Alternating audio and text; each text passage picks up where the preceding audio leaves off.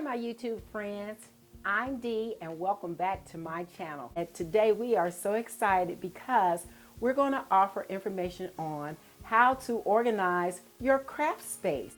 Everything has a place and therefore it should be in it. So if you find anything today about this YouTube video that you like, I don't care how small it is, a thumbs up and subscribe below. Thumbs up, subscribe below.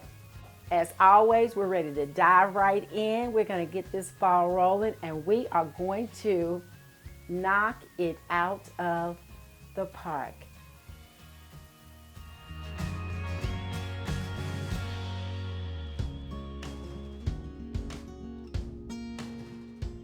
So YouTubers, I talked about how we are going to store our crafts, and here you can see I enjoy painting.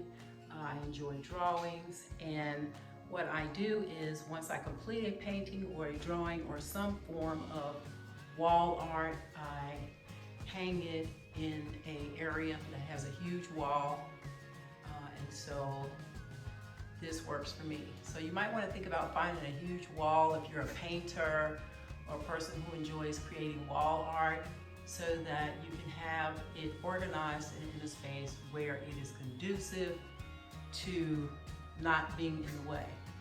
I love it. I've even, they were displayed in a local art gallery, but I don't have the heart to sell them or depart with my work. So that's one way you can store it.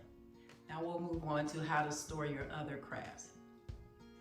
All right, here are some of the containers that I use in my craft space. I have this one. I got this one from Walmart. This one from Walmart, and it came in a pack of 3, and they tend to stack on top of each other. If you flip these out, then the other one will stack on top of this, and this acts as a holding device to keep that basket from falling down into the basket beneath it. I also am using these, and I like these because they have a lid on it and I can store small things in it. So these are just some of the items that I'll be using to store things in my craft space. If you have any questions about any of them, please leave your information below, your comments, concerns, and questions, and I promise you I will answer. So this is how I store my craft material. Of course, as you know, I'm a labeler and I have all my paints that I use.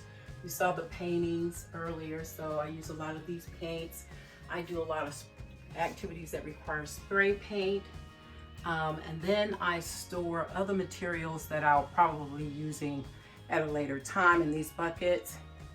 I also have ribbons and things stored here in these open buckets. All of these containers were purchased from Walmart. I have them labeled, as you can see. Ribbon, I love ribbon.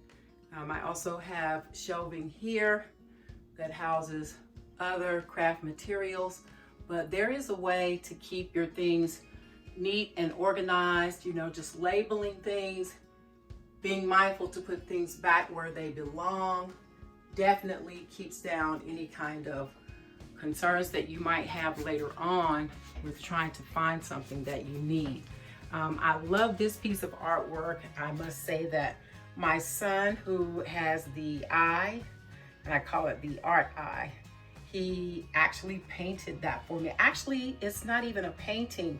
It's crayon and pencil on it's not on canvas, but it is on paper. So I've had it for quite some time. He did that when he was in the 3rd grade, I believe, and presented it to me as a Mother's Day gift. So, okay, below that, I have other items that I store in this room with regards to cutting machines. Like I'll make books sometimes. I'll put books together for students that are graduating. So scrapbooks, I'll do that sometime. I keep a little small trash can in here so that I can easily dispose of things that I'm not going to keep. And I love teddy bears, so there you have it. But there is a way to store your items You just have to figure out what works best for you. And it doesn't have to be fancy spancy. It just can be in a small space, and it's just about keeping that space in order. So if I said or done something for you in this video, please do not hesitate to give us a thumbs up and subscribe below. And don't forget to activate that notification bell so that we can let you know when we upload more videos. Space that has a place for everything.